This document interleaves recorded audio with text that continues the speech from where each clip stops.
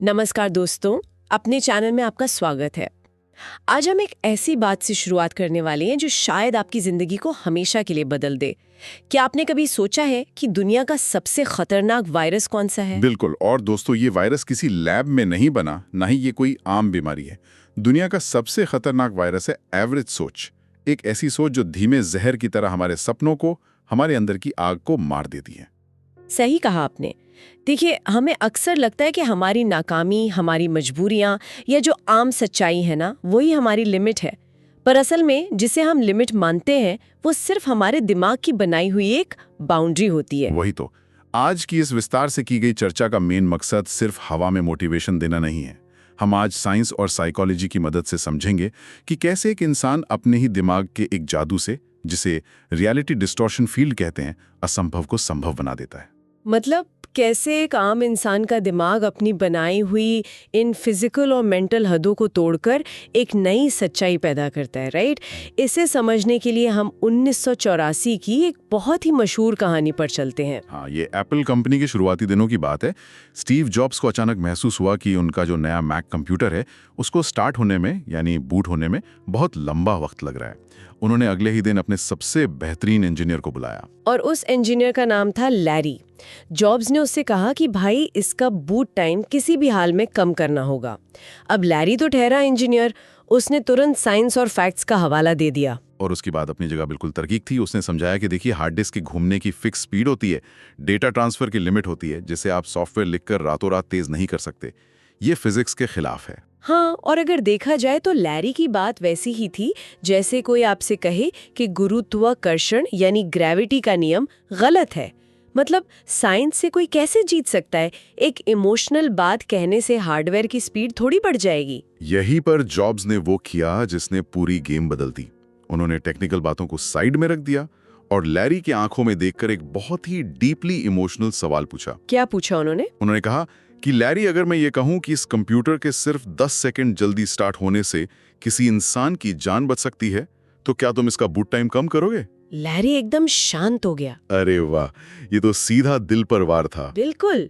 फिर जॉब्स ने white board पर एक कैलकुलेशन दिखाई। उन्होंने समझाया कि रोजाना 50 लाख लोग दिन में कम से कम 2 बार इस कंप्यूटर को ऑन करते हैं। अगर सिर्फ 10 सेकंड बच जाए तो रोज करोड़ों सेकंड बचेंगे। जिसका मतलब है हर साल करोड़ों घंटे बचना। एग्जैक्ट कैलकुलेशन के हिसाब से हर साल लगभग 30 इंसानों की पूरी जिंदगी के बराबर का वक्त बच रहा था। जॉब्स ने उस इंजीनियर को यह एहसास दिलाया कि वो कोई मशीन तेज नहीं कर रहा, वो हर साल 30 जिंदगियां बचा रहा है। बाप रे! और इसका नतीजा क्या निकला मैं जानती हूँ, पर हमारे लिसनर्स के लिए बताएं। नतीजा ये निकला दोस्तों कि बिना किसी हार्डवेयर को बदले ठीक 2 हफ्ते बाद लैरी ने उस कंप्यूटर का बूट टाइम 28 सेकंड कम कर दिया। 28 सेकंड। लेकिन यहाँ एक बहुत बड़ा साइंटिफिक सवाल आता है। जब कोई इंसान एक मशीन के बजाय किसी इतने बड़े और डीप पर्पस के लिए काम करता है, तो उसके दिमाग के अंदर बायोलॉजिकली ऐसा क्या बदल जाता है? इसे न्यूरोसाइंस की भाषा में ट्रांजिएंट हाइपोफ्रंटैलिटी कहते हैं। देखिए, हमारे दिमाग के आगे वाले हिस्से में प्रीफ्रंटल कॉर्टेक्स होता है। ये वही हिस्सा है जो लॉजिक लगाता है, डर पैदा करता है और लगातार सवाल करता है कि क्या ये पॉसिबल है। अच्छा, तो जब लैरी फिजिक्स की बात कर रहा था तब उसका यही हिस्सा एक्टिव था। हाँ, लेकिन जैसे ही जॉब्स ने 30 जिंदगियां बचाने का वो विशाल मकसद उसके सामने रखा, लैरी के दिमाग में डोपामीन और नॉरएड्रेनालिन का एक जबरदस्त फ्लड आया। यानी उस केमिकल फ्लड ने उसके दिमाग के डर वाले हिस्से को शट डाउन कर दिया। एकदम सही। ट्रांजिएंट का मतलब है टेम्परेरी और हाइपोफ्रंटैलिटी का मतलब है इस हिस्से का स्लो हो जाना। जब ये हिस्सा बंद होता है तो लिमिट का कॉन्सेप्ट ही खत्म हो जाता है। इंसान एक डीप फ्लो स्टेट में चला जाता है जहां सिर्फ और सिर्फ सोल्यूशन दिखता है, जिसे हम ऑब्सेसिव एग्जीक्यूशन कहते हैं, बिना शक किए लगातार काम करना। पर देखिए, यहां एक उलझन है। अगर अपने दिमाग के डर को बंद करना या उस हिस्से को शांत करना इतना ही आसान है, तो हम में से ज्यादा लोग अपनी लाइफ में लाचार क्यों रह जाते हैं? हम लाइफ में एवरेज बनकर क्यों रह जाते हैं? ये बहुत ही गहरा सवाल है। इसका जवाब साइकोलॉजी के कॉन्सेप्ट लर्न्ड हेल्पलेसनेस यानी सीखी हुई लाचारी में छुपा है। इसे समझने के लिए एक हाथी के बच्चे का उदाहरण लेते हैं। हाँ, वो रस्सी वाली कहानी ना? बिल्कुल। जब हाथी छोटा होता है तो महावत उसे एक पतली रस्सी से बांध देता है। वो बच्चा शुरू में आज़ाद होने की पूरी कोशिश करता है, झटके मारता है, पर चूंकि वो कमज़ोर होता है, वो रस्सी नहीं तोड़ पाता। और धीरे धीरे उसका दिमाग मान लेता है कि ये रस्सी टूट ही नहीं सकती। और जब वो बड़ा होकर 5 टन का विशाल हाथी बन जाता है, तब भी वो उसी पतली रस्सी से बंधा रहता है। एग्जैक्टली। वो हाथी चाहे तो एक झटके में उस रस्सी को तोड़ दे, पर वो कोशिश ही नहीं करता, क्योंकि वो अपनी आज की ताकत से नहीं बल्कि अपनी पुरानी हार की याद से हारा हुआ है। क्या बात है। और इंसान का दिमाग भी तो बिल्कुल ऐसे ही काम करता है ना। 100%। जब हमें लाइफ में बार बार फेलियर मिलता है तो हमारा दिमाग ये मान लेता है कि हमारे हालात पर हमारा कोई कंट्रोल नहीं है। दिमाग खुद को उसी लाचारी के हिसाब से वायर कर लेता है। तो इसका मतलब है कि हमारा सबसे बड़ा दुश्मन हमारी किस्मत या हालात नहीं बल्कि खुद हमारा दिमाग है। यही वजह है कि लोग बरसों तक एक खराब जॉब में या किसी तकलीफ देने वाले रिश्ते में फंसे रहते हैं। सही पकड़ा आपने। दिमाग को नए बदलाव से नफरत है। उस जानी पहचानी तकलीफ में उसे एक कंफर्ट, एक सिक्योरिटी मिलती है। दिमाग को लगता है कि अननोन फ्यूचर में आगे बढ़ना आज के दर्द से ज्यादा खतरनाक है। यही वो साइकोलॉजिकल पिंजरा है दोस्तों। तो अब सवाल यह है कि इस पिंजरे को, इस मानसिक जेल को तोड़ा कैसे जाए। इसका जवाब भी हमें स्टीव जॉब्स के उसी पागलपन में मिलता है। चलिए अब आईफोन बनने की एक अनोखी कहानी पर चलते हैं। हाँ, ये कहानी भी बहुत इंस्पायरिंग है। जब पहला आईफोन बन रहा था तो स्टीव जॉब्स को उसका प्लास्टिक वाला डिस्प्ले बिल्कुल पसंद नहीं आया। उन्हें एक ऐसा कांच चाहिए था जिस पर स्क्रैच न पड़े, चाहे आप उसे जेब में चाबियों के साथ ही क्यों न रखें। और वो भी तब जब फोन को मार्केट में आने में सिर्फ 6 महीने बचे थे। किसी भी फैक्ट्री के लिए ये प्रैक्टिकली असंभव था, पर जॉब्स कहाँ मानने वाले थे।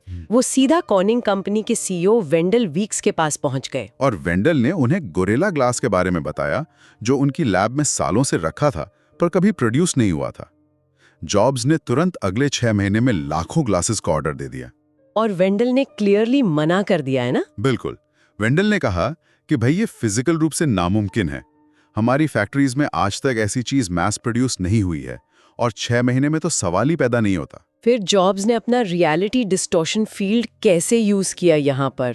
जॉब्स ने वेंडल की आंखों में बिल्कुल सीधा देखा और बिना एक पल के लिए भी हिचकिचाए कहा, डरो मत, तुम ये कर लोगे। बस अपने दिमाग में ये मान लो कि ये संभव है और अपना फोकस इस पर लगाओ कि इसे कैसे करना है। वाओ! और दोस्तों, ये कोई मामूली मोटिवेशनल कोट नहीं था। वेंडल वापस गए, उन्होंने कंपनी के बाकी सारे प्रोडक्शन रोक दिए, दिन रात एक कर दिया और 6 महीने में वो कांच तैयार कर दिया जो आज आपके और मेरे स्मार्टफोन पर लगा है। यही है असली ताकत। पर इसके पीछे की साइंस क्या है? जब हम एक इंसान के विश्वास की बात करते हैं तो वो दूसरे के डर पर हावी कैसे होता है? हाँ, मेरा भी यही सवाल था। आपने मिरर न्यूरॉन्स का जिक्र किया था, पर देखिए, जहां तक हमने पढ़ा है, मिरर न्यूरॉन्स तो एम्पैथी या सहानुभूति के लिए होते हैं ना, जैसे रोते हुए को देखकर रोना आना। जॉब्स का वो पागलपन दूसरे के दिमाग में एक वायरस की तरह कैसे ट्रांसफर हो गया? ये बहुत कम लोग जानते हैं। मिरर न्यूरॉन्स सिर्फ फीलिंग्स कॉपी नहीं करते, वो सामने वाले का कन्विक्शन यानी अटूट विश्वास भी कॉपी करते हैं। जब वेंडल कह रहे थे कि यह संभव है तो वो डर में थे, उनका एमिगडाला एक्टिव था। पर जॉब्स के दिमाग में शक का एक तिनका भी नहीं था। उनका प्रीफ्रंटल कॉर्टेक्स कोई डाउट पैदा ही नहीं कर रहा था। एग्जैक्टली। और जब जॉब्स उतने डीप कन्विक्शन से बोले तो वेंडल के मिरर न्यूरॉन्स ने उस अटूट विश्वास को कैच कर लिया। उस पागलपन ने एक बायोलॉजिकल वायरस की तरह वेंडल के डर वाले सिग्नल्स को दबा दिया। वेंडल के दिमाग ने कुछ पलों के लिए जॉब्स की सच्चाई को अपना लिया। क्या बात है! मतलब सामने वाले का पिंजरा एकदम से टूट गया। इससे एक बात साफ होती है कि जो लोग असाधारण होते हैं वो नियम के अंदर खेलकर नहीं जीतते, वो नियम ही बदल देते हैं। और इसीलिए दोस्तों ये कहा जाता है कि हमेशा ऐसे लोगों के बीच रहो जिनका विश्वास आसमान से भी बड़ा हो। अगर आप ऐसे लोगों के साथ रहेंगे जो हर चीज में कमी निकालते हैं तो आपके मिरर न्यूरॉन्स लगातार उसी नेगेटिव सोच और डर को कॉपी करते रहेंगे। सही बात है। हमें ऐसे पागल लोगों की जरूरत है जो असंभव को आम बात समझकर बोले। बिल्कुल। और यही हमें एक बड़े मनोविज्ञानी के कॉन्सेप्ट की तरफ ले जाता है। उनका मानना है कि हमारा दिमाग कोई हार्ड ड्राइव नहीं है जो सिर्फ पुरानी यादें स्टोर करे। हमारा दिमाग एक सॉल्यूशन फैक्ट्री है, यानी समाधान बनाने की एक फैक्ट्री। और इस फैक्ट्री को चलाने वाला ईंधन यानी फ्यूल क्या है? इस फैक्ट्री का फ्यूल है हमारे सवाल। हम खुद से जो सवाल पूछते हैं, दिमाग उसी के हिसाब से प्रोडक्ट बनाता है। तो इसका मतलब है कि अगर मैं खुद से गलत सवाल पूछूंगी तो दिमाग मुझे बहुत शिद्दत से गलत जवाब ही ला कर देगा। वही तो, जब कोई इंसान किसी बड़े गोल को देखकर खुद से पूछता है कि क्या ये पॉसिबल है, तो दिमाग तुरंत अपने बचाव मोड में चला जाता है। वो पास्ट की फेलियर की फाइल खोलता है और हजार बहाने निकाल लाता है कि ये काम क्यों नहीं हो सकता। हाँ, ये क्या शब्द ही असल में हमारी बेड़ी है। सही कहा। जो लोग इतिहास रचते हैं वो अपनी डिक्शनरी से इस क्या ये हो सकता है वाले सवाल को हमेशा के लिए डिलीट कर देते हैं।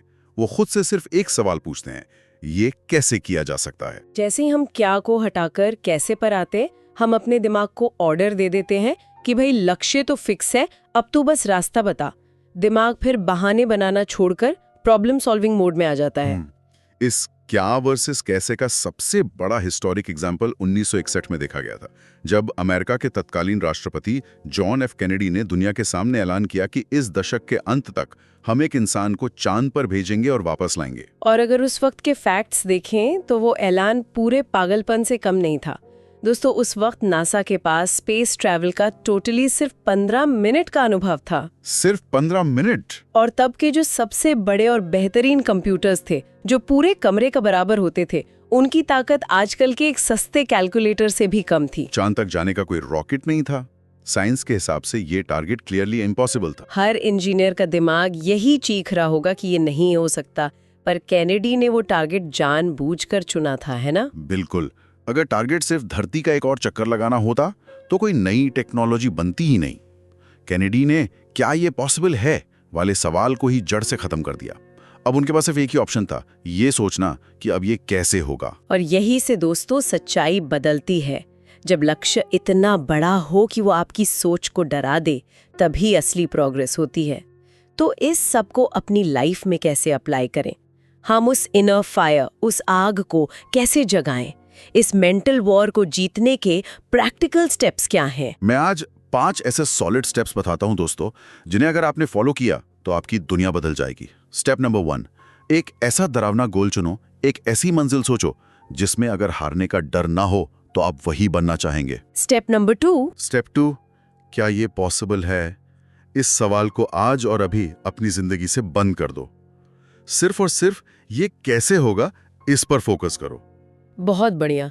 और स्टेप 3, अपने काम को किसी सस्ते मकसद, सिर्फ थोड़े से पैसे या पोजीशन से मत जोड़ो। इसे किसी डीप ह्यूमन मीनिंग से जोड़ो, जैसे किसी की जिंदगी बदलना, किसी की तकलीफ कम करना। तब आपका प्रीफ्रंट कॉर्टेक्स डरना बंद कर देगा। स्टेप 4, ऐसे लोगों का सर्कल बनाओ जिनका विश्वास और कन्विक्शन कमाल का हो, जो इस पागलपन को और भड़काएं, और जो लोग हर वक्त नुक्स निकालते हैं उनसे तुरंत दूरियां बना लो। एकदम ठीक। और आखिरी और सबसे जरूरी स्टेप 5, शक पैदा होने से पहले ही इतनी तेजी से एक्शन लो कि दिमाग को डरने का टाइम ही ना मिले। इसे ऑब्सेसिव एग्जीक्यूशन कहते हैं, क्योंकि सोचते रहने से सच्चाई नहीं बदलती, एक्शन से बदलती है। दोस्तों, तुम्हें कोई नहीं रोक सकता अगर तुम खुद को नहीं रोको। गेम तब बदलेगा जब तुम खुद बदलोगे। वाह, ये बातें लिटरली रोंगटे खड़े कर देने वाली हैं। दोस्तों, सक्सेस एक दिन में नहीं मिलती, लेकिन एक दिन जरूर मिलती है। जितना बड़ा स्ट्रगल होगा, आपकी स्टोरी उतनी ही स्ट्रांग होगी। ये कोई ओवरनाइट जादू नहीं है, ये खुद से खुद की रोज की लड़ाई है। सही कहा आपने। इतिहास कभी भी उन लोगों को याद नहीं रखता जिन्होंने अपने हालात के आगे घुटने टेक दिए या वक्त के साथ समझौता कर लिया। इतिहास उनका है जिन्होंने अपनी जिद से, अपने रियलिटी डिस्टॉर्शन फील्ड से इस दुनिया का नक्शा बदला है। ये एक बहुत ही कड़वी सच्चाई है कि अगर आपने अपनी कहानी खुद नहीं लिखी ना, तो ये दुनिया बड़ी बेदर्दी से आपको किसी और की कहानी का एक छोटा सा साइड कैरेक्टर बनाकर छोड़ देगी। यही सबसे बड़ा डर होना चाहिए। या तो उस हाथी की तरह पुरानी यादों और हार की रस्सी से बंधे रोते रहो, या फिर आज, अभी, एक झटके में अपनी पूरी ताकत लगाकर उस रस्सी को हमेशा के लिए तोड़ डालो। क्या बात है दोस्तों। इस पूरी चर्चा के बाद मैं एक शांत पर थोड़ा बेचैन करने वाला ख्याल आपके सामने रखना चाहती हूँ। एक ऐसी बात जो शायद आपको सोचने पर मजबूर कर दे। जरूर, क्या बात है वो? आज हम इंसानी दिमाग की हदों को तोड़ने की बात कर रहे हैं, पर आज हमारे पास आर्टिफिशियल इंटेलिजेंस यानी AI जैसी टेक्निक आ चुकी है। AI हर बड़े सपने को सेकंड्स में प्रोसेस करके हमें हारने की एग्जैक्ट प्रोबेबिलिटी बता देता है। बहुत डीप थॉट है। तो सोचिए, जब एक बेजान मशीन किसी इंसान के सामने डेटा और फैक्ट्स रख कर कहेगी कि इस काम में आपके फेल होने के चांसेस 99.9% हैं, तो क्या इंसान अपना रियलिटी डिस्टॉर्शन फील्ड बना पाएगा? ये तो सच में आगे के वक्त का सबसे बड़ा सवाल है। क्या डेटा और लॉजिक की ये मशीन इंसान के अंदर के उस पागलपन को खत्म कर देगी जो चांद पर जाने के लिए सबसे जरूरी होती है? क्या फ्यूचर में हमारी असली लड़ाई आम लोगों से नहीं बल्कि एआई की उस डरावने लॉजिक से होगी? शायद वक्त ही इसका जवाब देगा, पर तब तक हमें अपने अंदर की उस आग को बचा कर रखना है। दोस्तों, आज की इस विस्तार से की गई चर्चा में बस इतना ही। मुझे पूरी उम्मीद है कि इन बातों ने आपको अपने दिमाग की उस अटूट शक्ति से रूबरू करवाया होगा। और अगर ये बातें आपको सच में टच करती हैं, तो इस वीडियो को अपने दोस्तों और परिवार के साथ शेयर जरूर करें। क्या पता आपका एक शेयर किसी के दिमाग की रस्सी को हमेशा के लिए तोड़ दे। वीडियो को लाइक करें और कमेंट्स में अपनी सोच जरूर शेयर करें कि आप किस रस्सी को तोड़ने वाले हैं। अगर चैनल पर नए हैं तो ऐसे ही जिंदगी बदलने वाले कंटेंट के लिए सब्सक्राइब करके हमारे साथ जुड़ जाएं। तब तक के लिए अपने सवालों को बदलते रहें और दुनिया के बनाए हुए सच को चैलेंज करते रहें।